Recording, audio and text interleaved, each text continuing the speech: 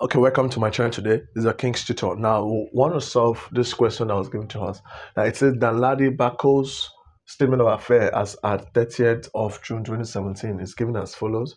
Now, capital, no figure, creditors 8,000 and total is 78 and 650. Now, we have fixtures and fittings 4,000, stock 20,500, sundry debtors 40,000, and the bank no figure, and everything total 78,650. Okay, now the first question is, what is his bank balance as of 30th of June 2017? The bank balance.